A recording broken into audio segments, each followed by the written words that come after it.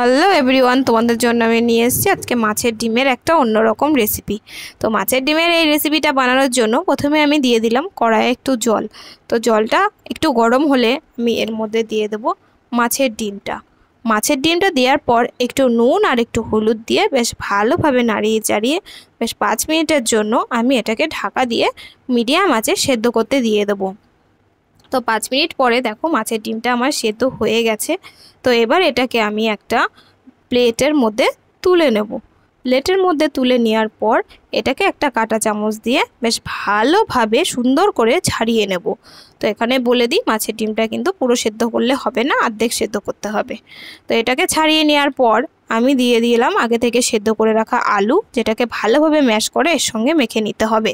তো আলুর সঙ্গে মেখে নেওয়ার পর এর মধ্যে একে একে দিয়ে দেবো লঙ্কা কুচি, একটু হলুদ, আগে থেকে কুচিয়ে রাখা পেঁয়াজ, আর একটু রসুন থেতো, আর দেবো একটু ধনে গুঁড়ো, আর দেবো একটু লঙ্কার গুঁড়ো, একটু আদা বাটা, আর একটু গরম মশলা, আর একটু লবণ। তো দেওয়ার পর তোমরা কিন্তু এখানে একটু সাদা তেলও দেবে। তো দেওয়ার পর এটাকে বেশ হাতের সাহায্যে সুন্দর করে চেপে চেপে মেখে নিতে হবে। মেখে নেওয়ার পর এটাকে হাতের সাহায্যেই তোমরা কোপ্তার মতন করে বানিয়ে নেবে। তো আমার এখানে যেই আকৃতিটা সহজ মনে হয়েছে আমি সেটাই বানিয়েছি। তোমরা যেরম চাইবে সেরমই বানিয়ে নিতে পারো।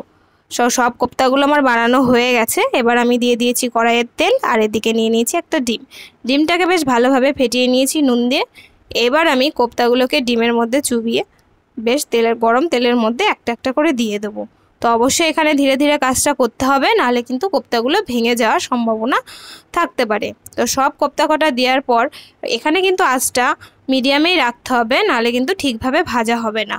তো দেখো এদিক ওদিক মানে দু পিঠই সুন্দর করে লাল করে ভেজে নিতে হবে সমস্ত কোপ্তাগুলো। তো এখানে আমি আস্তে আস্তে কোপ্তাগুলোকে উল্টিয়ে দিচ্ছি যাতে ভেঙে না যায়। তো একটা পিঠ আমার ভাজা হয়ে গেছে। তো দেখো আমার এখানে কোপ্তাগুলো বেশ ভালোভাবে ভাজা হয়ে গেছে। তাই এবার আমি একটা প্লেটে সব কোপ্তাগুলোকে তেল ছড়িয়ে তুলে নেব। তো সব কোপ্তাগুলো তুলে নেওয়ার পর আমার কাছে আর যেই বাকি এখনও ভাজা হয়নি যে কোপ্তাগুলো ছিল সেটাকেও ঠিক একইভাবে আমি ভেজে নেব। তো সব কোপ্তাগুলো আমার এখানে ভাজা হয়ে গেছে। এবার আমি কড়াইয়ে বেঁচে যাওয়া তেলের মধ্যে দিয়ে দেব আগে থেকে কুচিয়ে রাখা পেঁয়াজটাকে একটু নেড়ে চেড়ে তার মধ্যে দিয়ে দেব একটু নুন, আর আগে থেকে বেটে রাখা একটু রসুন আর পেঁয়াজটাকে কিন্তু এখানে ভালোভাবে ভেজে নিতে হবে, নাহলে কিন্তু কাঁচা রসুন পেঁয়াজের গন্ধ হবে। যতক্ষণ না রসুন পেঁয়াজটা ভাজা হচ্ছে ততক্ষণ কিন্তু নাড়াচাড়া করেই যেতে হবে। আর দিয়ে দিচ্ছি আদা বাটা আর কাঁচা লঙ্কা বাটা, আর একটু কাশ্মীরি লঙ্কার গুঁড়োটা আমি একটু বেশিই দিচ্ছি, তোমরা চাইলে অল্প একটু দিতে পারো। তো এবার এটাকে আমি ভালোভাবে খানিকক্ষণ নেড়ে চেড়ে নেব। তারপর দিয়ে দেব একটু কাশ্মীরি লঙ্কার গুঁড়ো, একটু হলুদ, আর একটু নুন, আর একটু জিরে গুঁড়ো, আর একটু ধনে গুঁড়ো।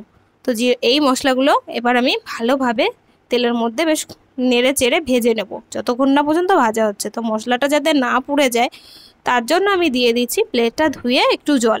তো জলটা দেওয়ার পর আবার আমি খানিকক্ষণ লো ফ্লেমে রেখে এটাকে বেশ নেড়ে চেড়ে মশলাটাকে ভেজে নেব।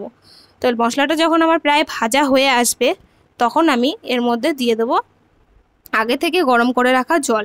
তো তোমাদেরকে বলি অবশ্যই কিন্তু এখানে গরম জলটা দেবে, তাহলে কিন্তু রসাটায় বেশ টেস্ট আসবে। তো জলটা দেওয়ার পর একটু অপেক্ষা করব ঝোলটা ফোটার। তারপর আমি আগে থেকে ভেজে রাখা ওই কোপ্তাগুলো সমস্ত এই ঝোলের মধ্যে দেখো দিয়ে দিচ্ছি। তো সব কোপ্তাগুলো দেওয়া হয়ে গেলে আমি এবার 5 মিনিটের জন্য এটাকে ঢাকা দিয়ে মিডিয়াম আঁচে রেখে দেবো।